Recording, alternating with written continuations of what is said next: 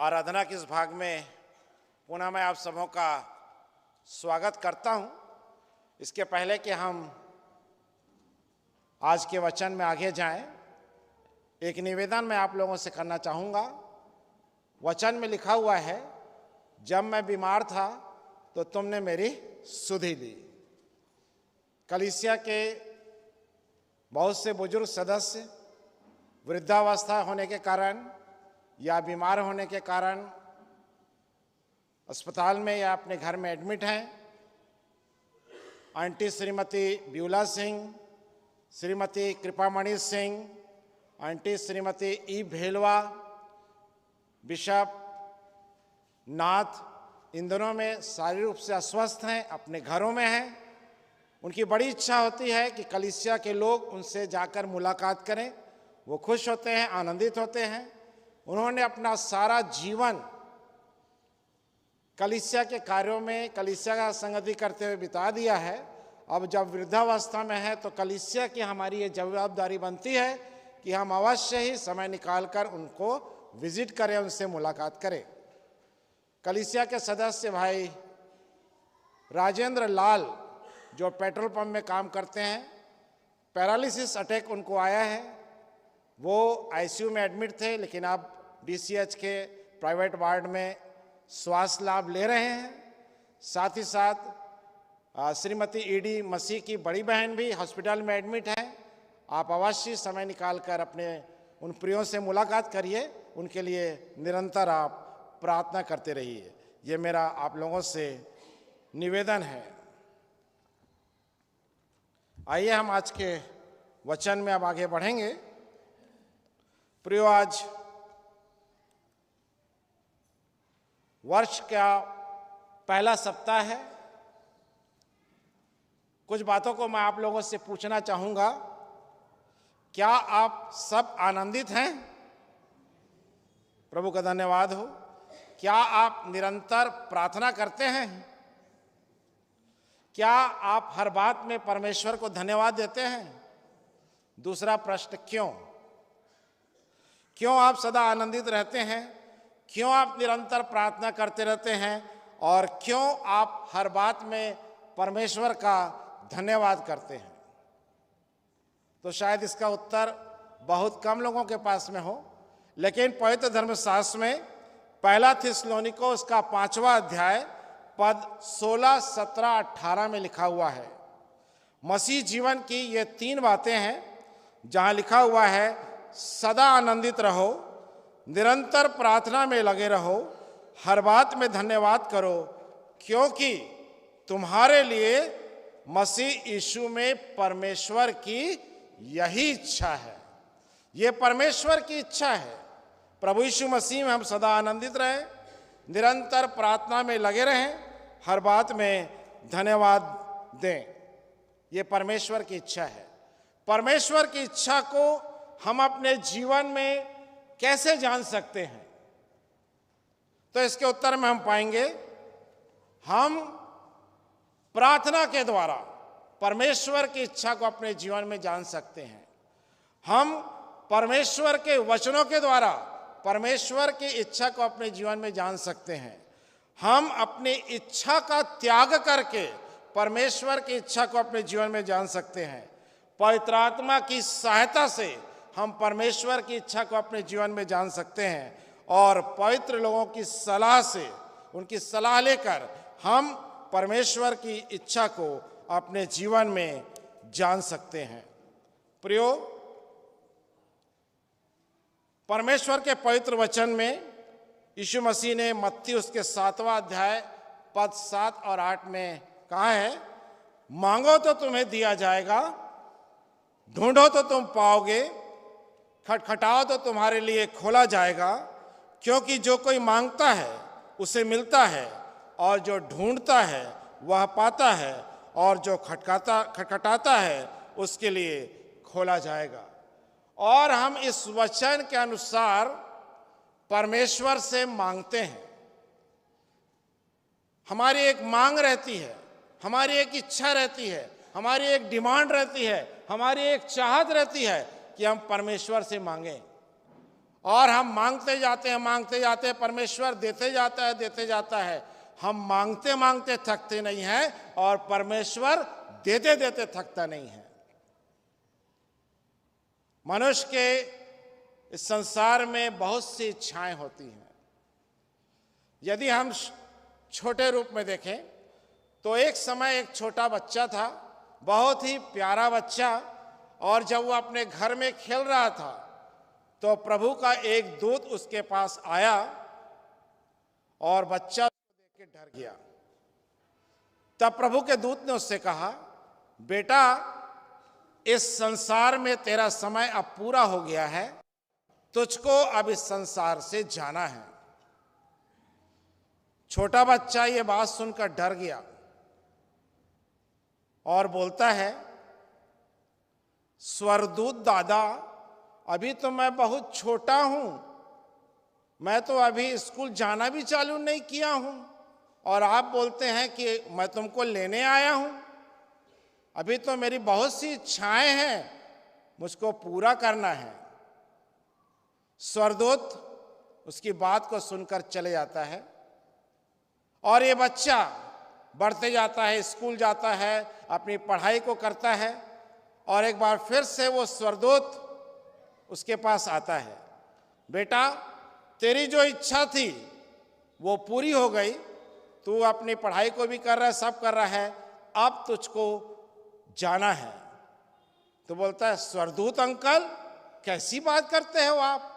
अभी तो मैं पढ़ाई करूंगा, पढ़ाई करने के बाद मुझको नौकरी भी करना है, अभी मैं नहीं जाऊंगा। अभी मेरी इच्छा है कि मैं अच्छे नौकरी करूंगा और नौकरी करने के बाद अपने माँ बाप की सेवा करूंगा। माँ बाप ने इतना अच्छा मुझको पढ़ाया है, लिखाया है, मैं भी नहीं जाता।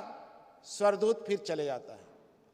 जब ये लड़का अपनी पढ़ाई कर लेता है, अच्छी नौकरी को मिल जाती है, तो स्वर्गदूत फिर उसके पास आता है, बोलता है, बेटा, अब तो तुमको जानना है। अब वो लड़का बचपन से अब क्या हो गया, जवान हो गया है। अब उसका जवाब, हे स्वर्गदूत ब्रो, क्या बात करते हो? अभी तो मैं जवान हुआ हूं, अभी तो मुझको जवानी की बहुत सी बातें हैं, उसको पूरा करना है। मेरा विवाह होने जा रहा है, मैं ऐसी बिना विवाह के मर जाऊंगा तो कैसे होगा? माँ बाप को भी बहू का सुख चाहिए, नाती पोता का सुख चाहिए, मैं भी नहीं करता। मेरी इच्छा है कि मैं भी और जीऊं। स्वर्गदूत फिर चले जाता है, उसकी शादी हो जाती है, बाल बच्चे हो जाते हैं, सब हो जाता है। स्वर्गदूत फिर आता है, फिर बोलता है, अब आपको जाना है, आपका समय पूरा हो गया है। तो बोलता है वो व्यक्ति, स्वर्गदूत भैया, बैठो आप आराम से, मेरी बात सुनो। अभी मेरी शादी हुई है, बच्चे हुए हैं, इनको भी पढ़ाना है, लिखाना है, आगे बढ़ाना है, इनकी देखरेख कौन करेगा? आप मेरे को ले जाओगे तो अभी आप जाइए, बाद में आप आइए। बच्चों की शादी हो जाती है, उसके भी बच्चे हो जाते हैं। फिर स्वर्गदूत उसके पास आता है और कहता है, अब तो आपको जाना है, आपकी सारी इच्छाएं पूरी हो गई हैं, अब आपको जाने का समय हो गया है। तो बोलता है, स्वर्गदूत बेटा, ध्यान से मेरी बात सुनो, अभी मेरे बेटे के बेटे लोग छोटे हैं, दोनों ड्यूटी जाते हैं, इधर जाते हैं, इनकी देख रेख कौन करेगा? अभी मुझको यहीं रहने दो। कहने का मतलब यह है कि मनुष्य की इच्छाएं शुरू से लेकर अंत तक कभी भी खत्म नहीं होती और अपनी इच्छाओं को पूरी करते करते मनुष्य अपने जीवन में परमेश्वर की इच्छाओं को भूल जाता है कि परमेश्वर हमारे जीवन से क्या चाहता है, परमेश्वर की मांग क्या है, परमेश्वर की चाहत क्या है। आइए हम थोड़ी देर इस वचन पर विचार करेंगे कि परमेश्वर की इच्छा हमारे जीवन में क्या है। हम बहुत कुछ मांगते हैं। पवित्र धर्मशास्त्र में यदि हम देखें तो सुलेमान ने परमेश्वर से बुद्धि मांगी, परमेश्वर ने उसे बुद्धि दी। शमसून ने बल मांगा, परमेश्वर ने उसे बल दिया। दाऊद ने अगुवाई और सहायता मांगी, परमेश्वर ने उसकी प्रार्थना को सुनी और उसकी इच्छा को पूरी की। परमेश्वर हमारी भी इच्छा को पूरी करता है और कभी कभी नहीं भी करता है। तो प्रियो, इस बात को जानिए, परमेश्वर हमें हमारी इच्छा के मुताबिक नहीं देता, परमेश्वर हमारी इच्छा के अनुसार हमको नहीं देता, परंतु परमेश्वर हमारे जीवन के लिए जो अच्छा है वो हमको देता है। तो आज हम वचन के द्वारा देखेंगे कि परमेश्वर की मांग हमारे जीवन में क्या है, परमेश्वर की इच्छा क्या है, परमेश्वर हमारे जीवन से क्या चाहता है। और पवित्र धर्मशास्त्र जो पढ़ा गया, व्यवस्था विवरण उसका 10वां अध्याय पद 12 से 13 और उसके पश्चात मीका उसका 6वां अध्याय पद 8 में लिखा हुआ है।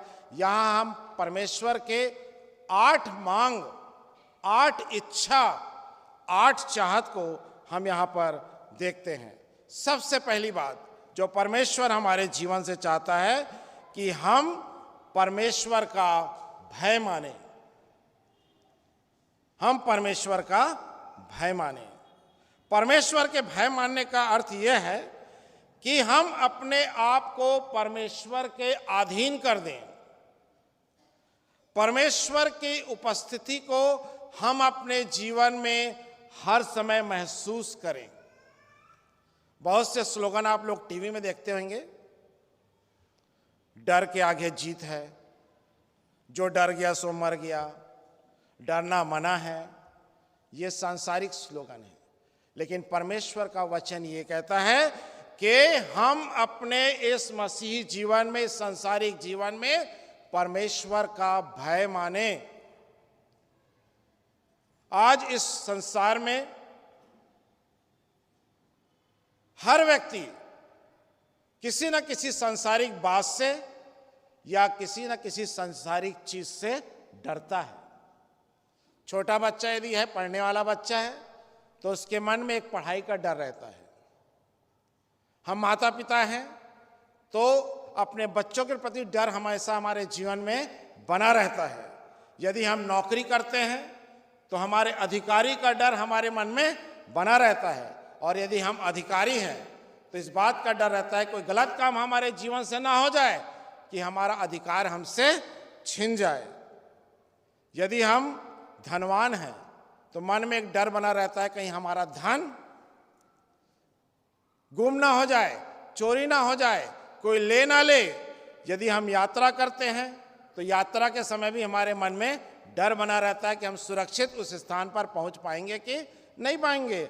यदि हम व्यापार में हैं तो हमारे मन में डर बना रहता है कि व्यापार में कहीं नुकसान तो नहीं हो जाएगा। प्रियो, आज इस संसार में हमारे जीवन में सारे चीजों का डर है, केवल डर नहीं है तो अपने परमेश्वर का।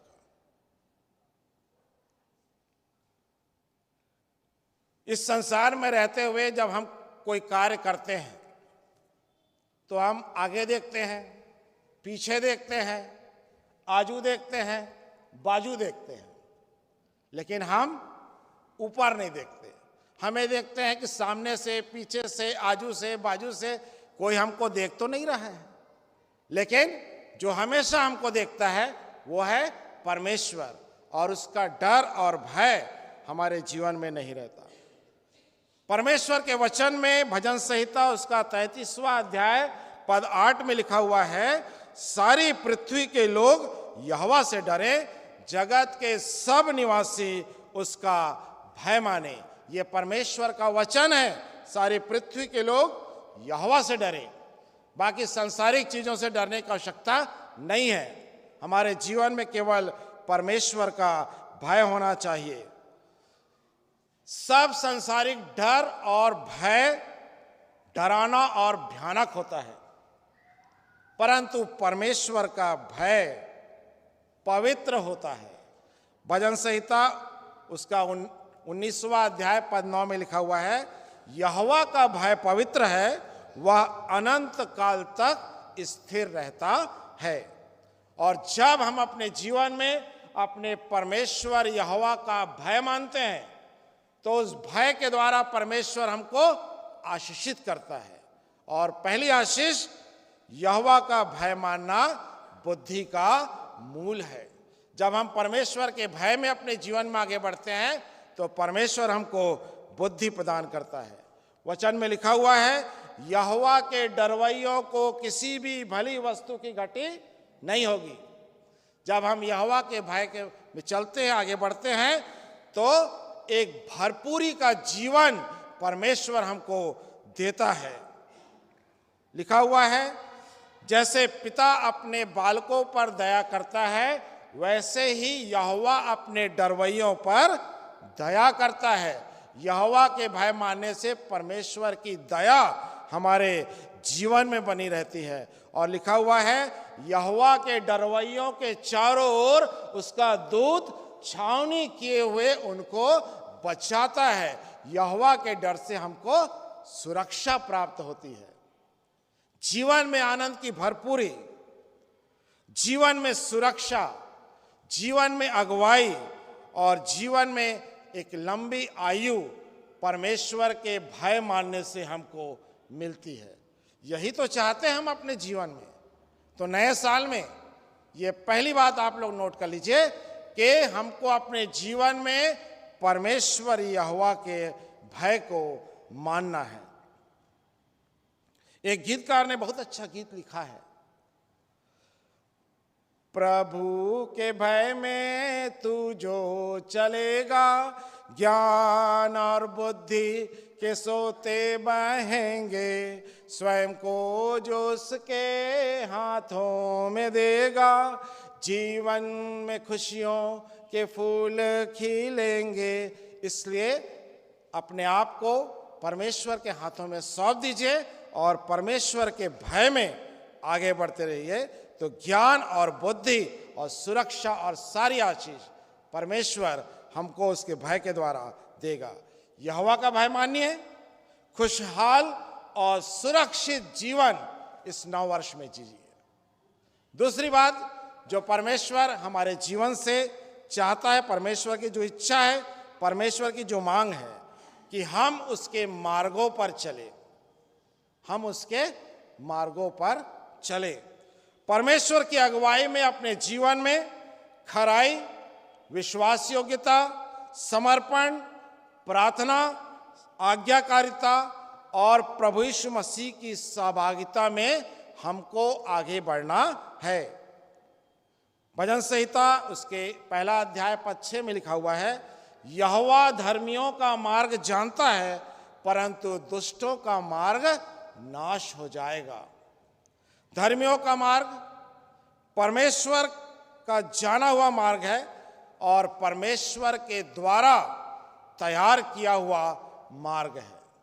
और प्रभु यीशु मसीह की अगुवाई में हमको उसके बताए हुए मार्ग में आगे बढ़ना है। धर्म के मार्गों में अपने नाम के निमित्त वो हमारी क्या करता है? अगुवाई करता है। प्रभु यीशु मसीह धर्म के मार्ग में हमारा अगुवा है। हमको अच्छी भेड़ के समान अपने चरवाही की अगुवाई में उस मार्ग में उसके पीछे पीछे चलते जाना है। यूहन्ना बपतिस्मा देने वाले ने प्रभु यीशु मसीह के लिए मार्ग तैयार किया। प्रभु यीशु मसीह ने हम सबों के लिए भी उसी प्रकार मार्ग तैयार किया है और हमको उस मार्ग में चलना है। धर्मियों के मार्ग में चलने वाले कभी भी दुष्टों की युक्ति पर नहीं चलते, पापियों के मार्ग में कभी भी खड़े नहीं होते, ठट्ठा करने वालों के मंडली में कभी भी नहीं बैठते, यहोवा की व्यवस्था से प्रसन्न रहते हैं और उसकी व्यवस्था पर रात दिन ध्यान करते रहते हैं। ये उसके मार्ग में चलने वाले लोग हैं। दो मार्गों के बारे में हम वर्णन पवित्र धर्मशास्त्र में पाते हैं और हमको अपने जीवन में उस सकेत मार्ग को चलना है जहां तकलीफ है, दुख है, मुसीबत है, परेशानियां हैं, सताव है, लेकिन अंत में अनंत आनंद और जीवन का मुकुट है।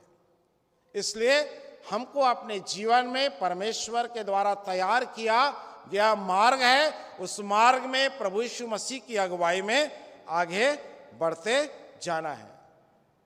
प्रियो, यीशु नाम को अपना कहना मानो कांटों की राह पर चलना। और चलेंगे हम नव वर्ष में आप इस बात को प्रण कर लीजिए कि प्रभु यीशु मसीह के बताए हुए मार्ग में चलने से यदि हमको कठिनाई भी होगी तो कोई फर्क नहीं पड़ेगा, हम प्रभु यीशु मसीह के साथ उसकी अगुवाई में उस मार्ग में भी चलने के लिए तैयार रहेंगे। और इस धर्म के मार्ग में चलने में परमेश्वर हमारी अगुवाई करता है, पवित्र आत्मा उसमें हमारी सहायता करता है। प्रभु यीशु मसीह ने स्वयं अपने जीवन के लिए कहा है कि मार्ग, सत्य और जीवन मैं ही हूं, बिना मेरे द्वारा कोई पिता के पास नहीं पहुंच सकता। तो यदि हम पिता के पास पहुंचना चाहते हैं, उस अनंत जीवन को प्राप्त करना चाहते हैं, तो प्रभु यीशु मसीह की अगुवाई में जो मार्ग है, परमेश्वर ने जो मार्ग हमारे लिए तैयार किया है, उस मार्ग में हमको आगे बढ़ना है।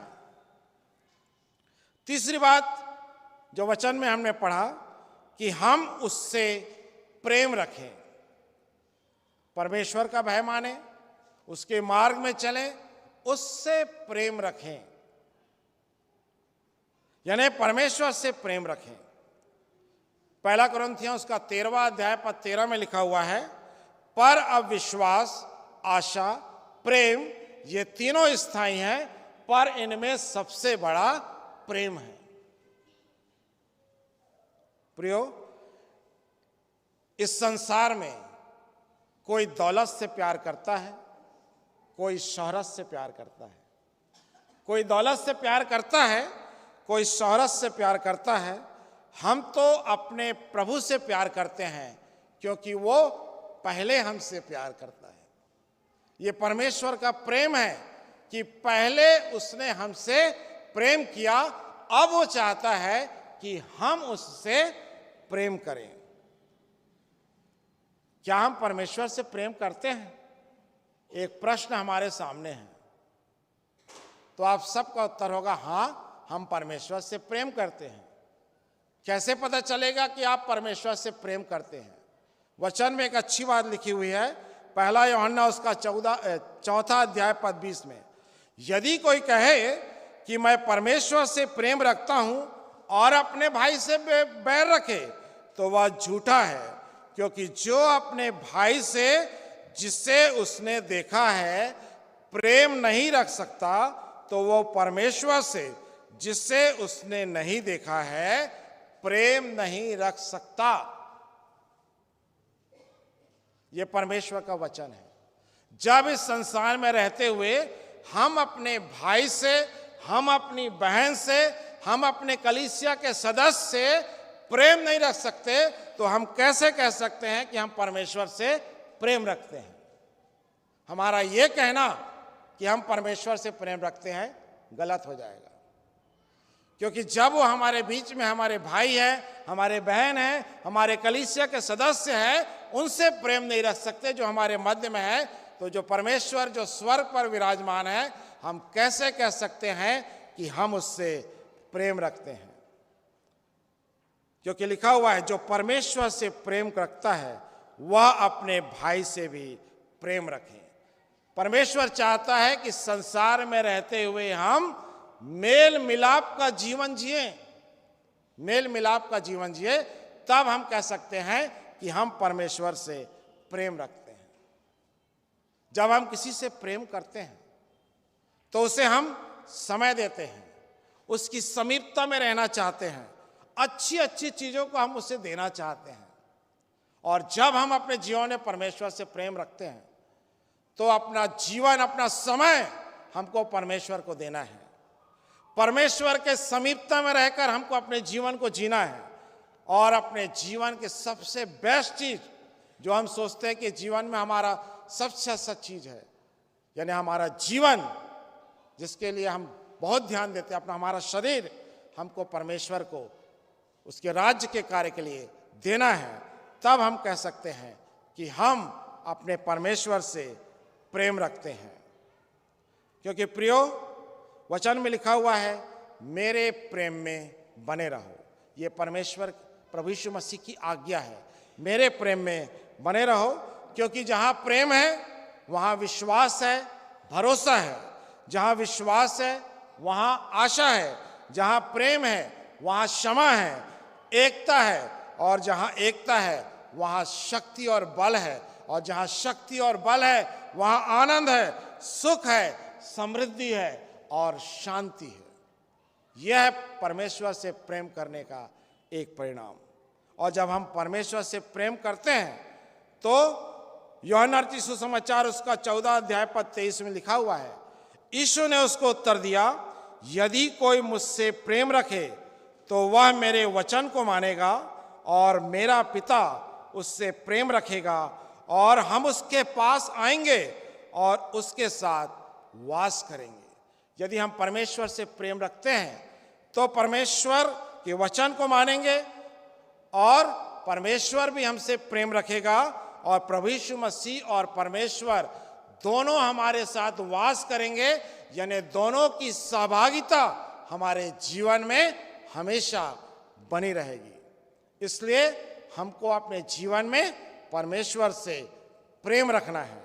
चौथी बात जो वचन के द्वारा हमने पढ़ा, पूरे मन और सारे प्राण से उसकी सेवा करें। पूरे मन से और सारे प्राण से उसकी सेवा करें। परमेश्वर की सेवा, उसकी आराधना संपूर्ण मन से, हृदय की गहराई से, पूरी पवित्रता के साथ जीवन पर्यंत करना है। जब तक परमेश्वर ने हमको ये जीवन दिया है, इस संसार में रखा है, परमेश्वर की आराधना संपूर्ण मन से, हृदय की गहराई से, पूरी पवित्रता के साथ जीवन पर्यंत करना है। सेवा का कार्य का मतलब होता है हमको अपने जीवन में समर्पण का जीवन जीना है। बहुत से सेवा के कार्य को प्रभु यीशु मसीह ने इस संसार में रहते हुए किया है, उन कामों को भी हमको करना है। कंगालों की सुधि लेना, गरीबों की सहायता करना, बीमारों की सुधि लेना, कलीसियाई कार्यों में सहायता प्रदान करना, दूसरों के लिए प्रार्थना करना, वचन का प्रचार करना और पहुनाई करना, यह सेवा के कार्य जो पवित्र धर्मशास्त्र में हम पाते हैं। इन सेवा के कार्यों को पूरे मन के साथ, पूरे प्राण के साथ हमको करना है। और हम जानते हैं कि प्रभु यीशु मसीह का आने का उद्देश्य भी यही था। मत्ती रचित सुसमाचार उसका 20वां अध्याय पद 28 में लिखा हुआ है, जैसे कि मनुष्य का पुत्र वह इसलिए नहीं आया कि उसकी सेवा टहल की जाए, परंतु वह इसलिए आया कि आप सेवा टहल करें और बहुतों की छुड़ौती के लिए अपना प्राण दे। हमको भी प्रभु यीशु मसीह की इन बातों का अनुकरण करना है और सेवा करनी है। हमको अपने स्वयं की सेवा नहीं करवानी है, परंतु दूसरों के जो जरूरतमंद लोग हैं उनकी सेवा हमको करनी है। कलीसिया में जो भी सेवाएं हमको दी जाती है, उन सेवा के कार्यों को पूरी करना है। सिर्फ मैं नहीं, परंतु पूरा परिवार सहित हमको परमेश्वर की सेवा करनी है। वचन में लिखा हुआ है यहोशू उसका 24वां अध्याय पद 15 में, यदि यहोवा की सेवा करनी तुम्हें बुरी लगे तो आज तुम चुन लो कि तुम किसकी सेवा करोगे, परंतु मैं तो अपने घराने समेत यहोवा ही की सेवा नित्य करूंगा। हमको अपने घराने समेत यहोवा की सेवा करनी है। पांचवी बात जो परमेश्वर हमारे जीवन से चाहता है, परमेश्वर की मांग है, परमेश्वर की इच्छा है, यहोवा की आज्ञा और विधि को ग्रहण करें। यहोवा की आज्ञा और विधि को हमको अपने जीवन में ग्रहण करना है। भजन संहिता उसका 19वां अध्याय पद 7 में लिखा हुआ है, यहोवा की आज्ञा निर्मल है, वह आंखों में ज्योति ले आती है। और उसी यहोवा की आज्ञा और विधि को हमको अपने जीवन में ग्रहण करना है। आज्ञाकारिता का जीवन हमको जीना है।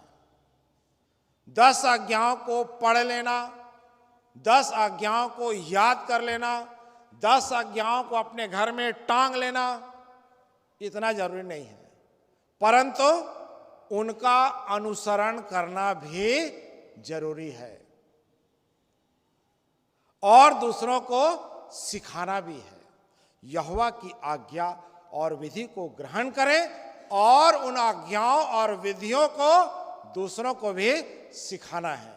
ये परमेश्वर हमारे जीवन से चाहता है और इसके द्वारा एक बड़ी आशीष को हम अपने जीवन में प्राप्त कर सकते हैं। मत्ती रचित सुसमाचार उसका 5वां अध्याय पद 19 में लिखा हुआ है, इसलिए जो कोई इन छोटी से छोटी आज्ञाओं में से किसी एक को तोड़े और वैसा ही लोगों को सिखाए, वह स्वर्ग के राज में छोटा कहलाएगा, परंतु जो कोई उसका पालन करेगा और उन्हें सिखाएगा, वही स्वर्ग के राज में महान कहलाएगा। परमेश्वर की आज्ञाओं को पालन करना है, उसको सिखाना है, तब स्वर्ग में एक बड़ा स्थान परमेश्वर प्रभु यीशु मसीह के द्वारा हमको प्राप्त होगा। ये 5 बातें जो अभी हमने वचन के द्वारा सीखी और सभाोपदेशक उसका 12वां अध्याय पद 13 में लिखा हुआ है, सब कुछ सुना गया, अंत की बात यह है कि परमेश्वर का भय मान, उसकी आज्ञा का पालन कर, क्योंकि मनुष्य का संपूर्ण कर्तव्य ड्यूटी यही है।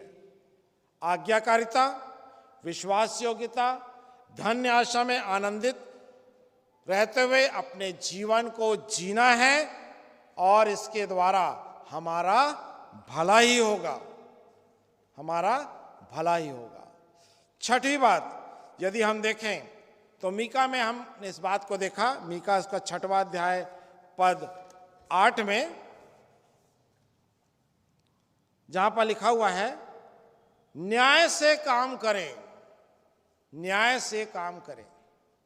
न्याय से काम करने का मतलब होता है हम अपने कार्य को, जो दायित्व हमको इस संसार में सौंपा गया है, जो कार्य हम करते हैं, जिस कार्य क्षेत्र में रह के हम कार्य करते हैं, उस कार्य के प्रति हम न्याय के साथ काम करें, पूरे समर्पण के साथ काम करें। जो दायित्व सौंपा गया है, चाहे कलीसियाई जवाबदारी हो, पारिवारिक जवाबदारी हो, सामाजिक जवाबदारी हो, या जिस क्षेत्र में हम काम करते हैं, उस क्षेत्र में जो कार्य करते हैं उसके प्रति हम न्याय संगत रहें। साथ ही साथ जो अधिकार हमको दिया है उस अधिकार का हम दुरुपयोग ना करें, अन्याय नहीं परंतु न्याय करें, अन्याय का नहीं परंतु न्याय का साथ दें। वचन में लिखा हुआ है, जकरिया उसका 7वां अध्याय पद 9 और 10 में, खराई के साथ न्याय चुकाना और एक दूसरे के साथ कृपा और दया से काम करना। हमको न्याय से काम करना है, अपने कार्य के प्रति समर्पण रहना है, सम्मानजनक रूप से अपने कार्यों को करना है।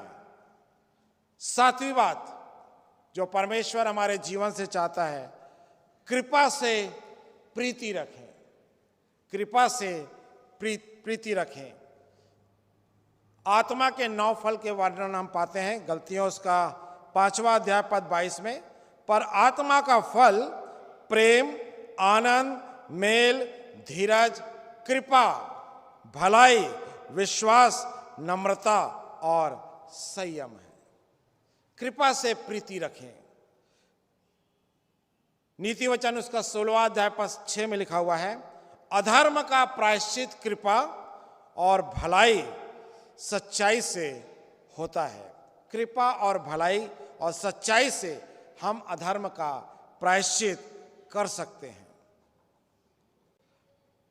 वचन में लिखा हुआ है, कृपा और सच्चाई तुझसे अलग ना होने पाए, वरन उसको अपने गले का हार बनाना और अपने हृदय रूपी पटिया पर लिख लेना।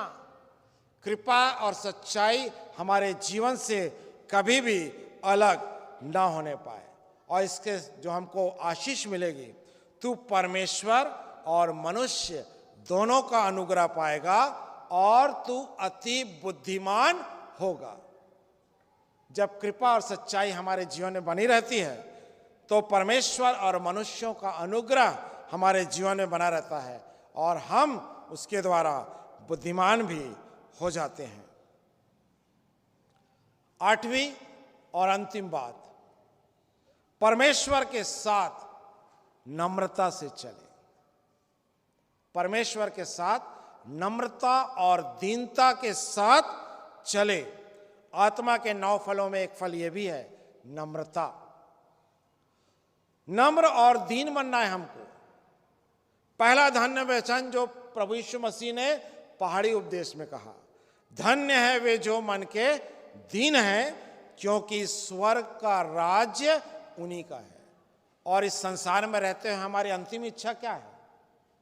कि हम स्वर्ग राज में जाएं। तो स्वर्ग राज में जाने के लिए सबसे पहली आवश्यकता है, जो प्रभु यीशु मसीह ने कहा, धन्य है वे जो मन के दीन हैं। नम्रता और दीनता हर मसीह के जीवन में होना चाहिए, क्योंकि प्रभु यीशु मसीह इसमें हमारे आदर्श हैं। उन्होंने नम्रता और दीनता का अच्छा उदाहरण अपने जीवन के द्वारा हमको प्रस्तुत किया है। तो हमारे जीवन में भी नम्रता और दीनता का होना जरूरी है। और यदि नम्रता और दीनता हमारे जीवन में नहीं भी हो तो हम नाश हो जाएंगे और स्वर्ग राज्य में कभी भी प्रवेश नहीं करना पाएंगे।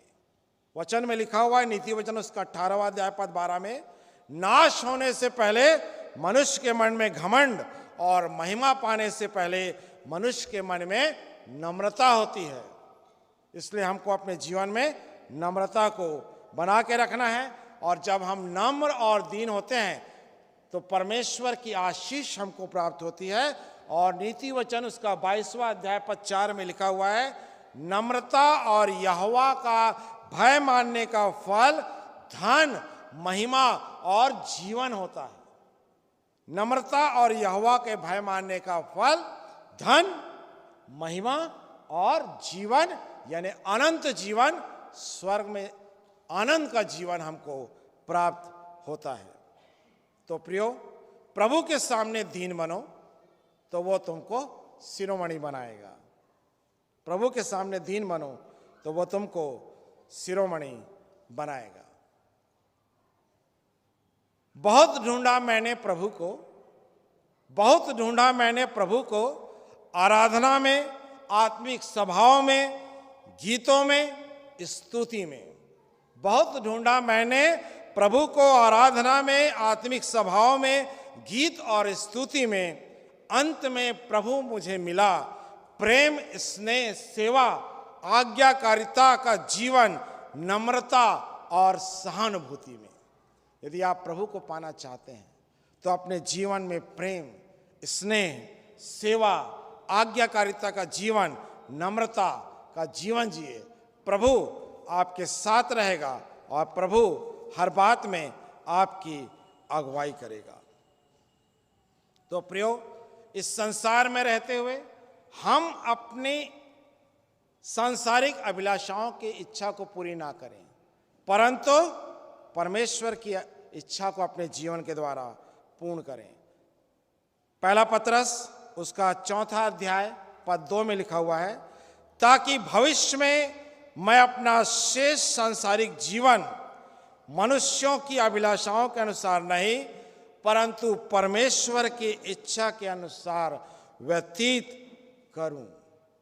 ये पत्रस का वचन है कि भविष्य में सन 2025 और उसके बाद के जीवन में जो शेष सांसारिक जीवन हमारा बच गया है, मनुष्यों के अभिलाषाओं के अनुसार नहीं, परंतु परमेश्वर की इच्छा के अनुसार अपने जीवन को व्यतीत करूं। क्योंकि यूहन्ना रचित सुसमाचार उसका 2वां अध्याय पद 17 में लिखा हुआ है, संसार और उसकी अभिलाषाएं मिट जाती है, परंतु जो परमेश्वर की इच्छा पर चलता है वो सदैव बना रहेगा। जो परमेश्वर की इच्छा पर चलता है वो सदैव बना रहेगा, इस संसार में भी और इस संसार के बाद जो जीवन है, अनंत जीवन, वो भी हमारा रहेगा। तो सन 2025 के इस प्रथम रविवार के इस आराधना पर हम इस बात को जाने और दृढ़ निश्चय कर लें, क्योंकि हमको प्रभु के इस वचन के अनुसार हमको आगे बढ़ना है और अपने जीवन के द्वारा परमेश्वर की इच्छा को पूरी करना है। परमेश्वर का भय मानना है, उसके मार्गों पर चलना है, परमेश्वर से प्रेम रखना है, पूरे मन सारे प्राण से उसकी सेवा करनी है, यहोवा की आज्ञा और विधियां को अपने जीवन में ग्रहण करना है, न्याय से काम करना है, कृपा से प्रीति रखना है और अपने परमेश्वर के साथ नम्रता से हमको आगे बढ़ना है। प्रियो, श्रद्धा ज्ञान देती है, श्रद्धा ज्ञान देती है, नम्रता मान देती है और योग्यता स्थान देती है। श्रद्धा ज्ञान देती है, नम्रता मान देती है और योग्यता स्थान देती है। और अगर तीनों मिल जाएं तो वो व्यक्ति को हर जगह सम्मान देती है, यहाँ पर भी और स्वर्ग लोक में भी। यदि आप उस स्वर्गीय आनंद को, उस जीवन के मुकुट को प्राप्त करना चाहते हैं तो आप परमेश्वर की इच्छा के अनुसार अपने जीवन को व्यतीत करें।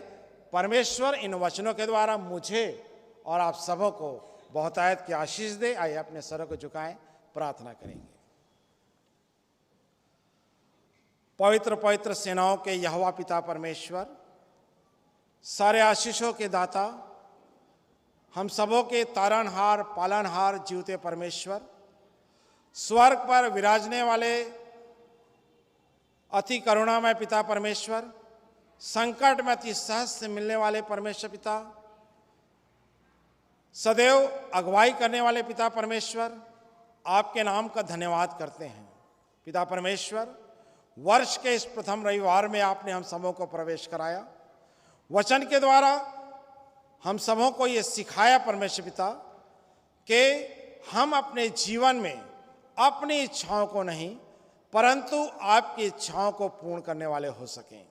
पिता परमेश्वर, सहायता करें, अगुवाई प्रदान करें, अनुग्रह बना के रखें परमेश्वर पिता, आशीषित करें ताकि आपकी अगुवाई में हम जीवन के शेष समय में अपने जीवन के द्वारा आपकी इच्छा को पूरी करने पाएं। पिता परमेश्वर, आपने वचन प्रचार करने में मेरी सहायता की, अपने लोगों को सुनने में सहायता की, उन्हें अगुवाई प्रदान की परमेश्वर पिता। ये वचन जीवन पर्यंत उनके जीवन में बने रहें और वचन की अगुवाई में वे अपने जीवन को व्यतीत कर सकें।